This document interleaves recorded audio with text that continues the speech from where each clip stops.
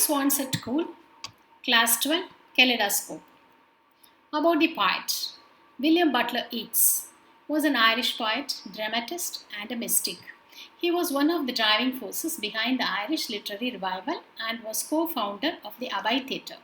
He was awarded the Nobel Prize for Literature in 1923.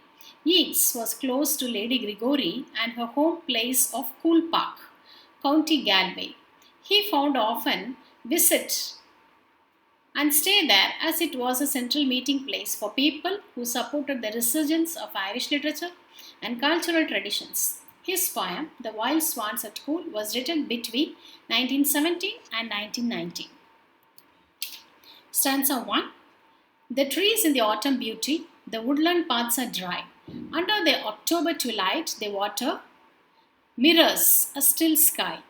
Upon the brimming water, among the stones, are 59 swans. The poem is set in Coole Park. In Ireland, this park is a real geographical location, and the poet employs the figure of speech called allusion by providing a direct reference to an existing location in his poem. The setting of this park is also symbolic because Yeats used to spend a lot of time in the lap of nature to escape the reality of life.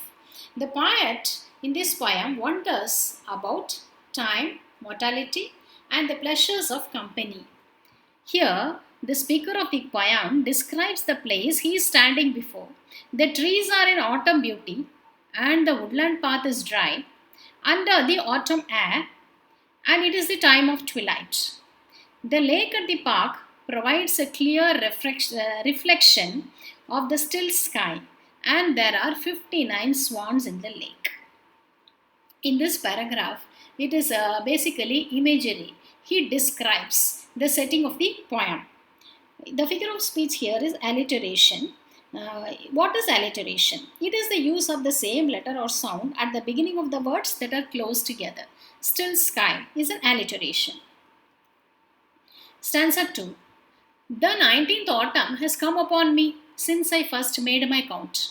I saw, before I had well finished, all suddenly mount, scatter, wheeling in great broken rings upon their clamorous wings. The speaker says that he has been watching the swans for 19 years now. 19 autumn have passed since he first counted the number of swans at the lake. The poet is not satisfied. Yet he is watching the swans swim when suddenly, for the first time, the swans spread their wings, getting ready to take flight. The sight of the swans preparing to leave makes the speaker's heart ache because it has been years since he has been watching for them. Time has flown by and he has developed a bonding with these beautiful creatures. Stanza 3.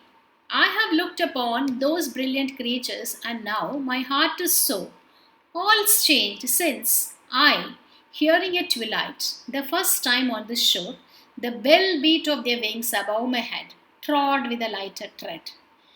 Here the speaker realizes that with time everything has changed.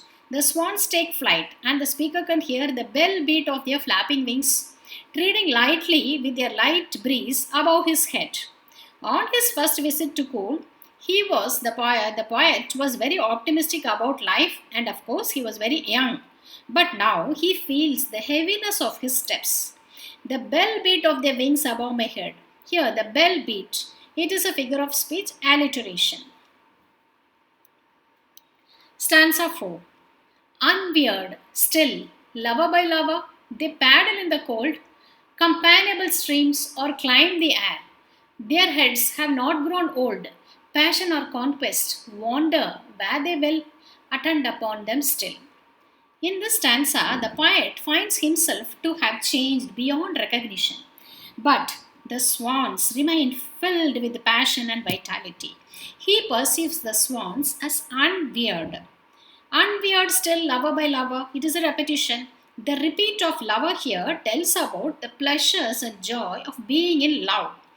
Passion or conquest wander where they will. The poet talks about the freedom and the grace of movement the swans enjoy.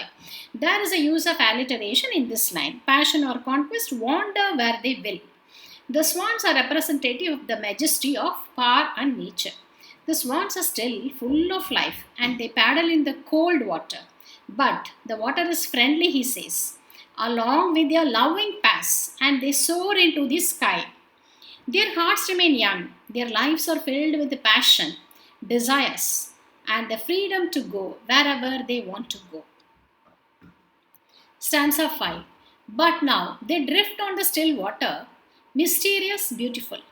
Among what rushes will they build? By what lake's edge or pool?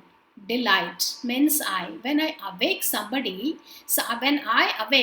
day to find they have flown away.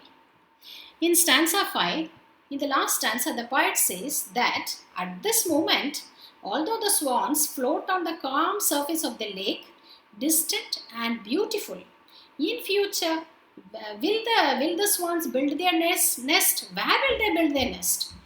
Will other men who come to the lake cool park will have the pleasure of seeing the swans?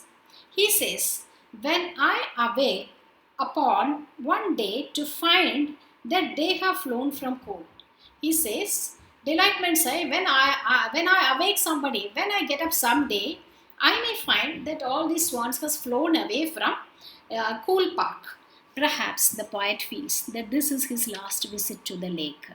The poet becomes aware of his own aging as he watches the same swans that he has watched year after year. The poet is caught up in the gentle pain of personal memory, contrast sharply with the swans which are treated as symbols of ascension. Their hearts have grown old. They are still attended by passion and conquest. The poem ends with a melancholic note. Perhaps the poet feels that he is getting old, and he may also feel that this may be his last visit to Cool Park. Thank you. For detailed notes and question and answers, log on to eduguru-notes.blogspot.com.